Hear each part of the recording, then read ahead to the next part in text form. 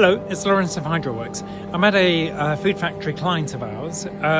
First time we're actually servicing the water softener. We've been called in to service it because they've started to get very low flow rate.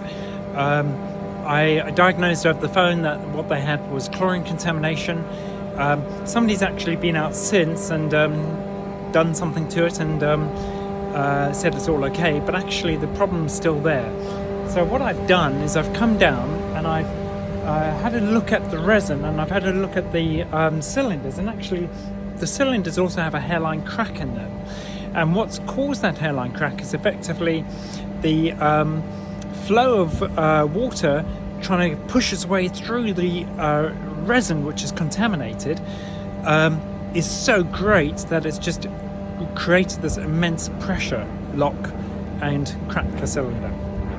Now, chlorine contamination comes about because of excess chlorine in the mains water supply, and what it does is it causes the resin bead, which is as hard as marble, to basically become jelly. And here is an example of this site. So this should be looking like beads, and it's not looking like beads. It's effectively, it's just jelly. Excuse me.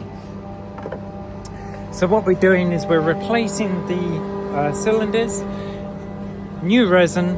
I've serviced the machine. I've got the valve here, and actually as far as the valve goes, there's a little crack even here. So at some point what somebody's done is they've serviced the valve, taken this connection apart, and then PTFE taped it, and then just taped it too tightly. And by taping it too tightly, it's cracked the valve. So I'm a bit concerned that it's actually not going to draw the brine. So we'll wait and see what happens. Excuse me. The other thing that I did notice here is that there is so much silicone on everything.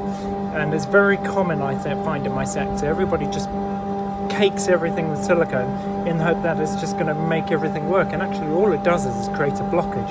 And that's what we have here as well, is we have a blockage on the brine valve system. So I've had to clean that out, and if you're going to put silicone on, you just want it to be very, very fine. Put it on your hands, work it in your hands, and then work it around the components so that literally there's no residue whatsoever.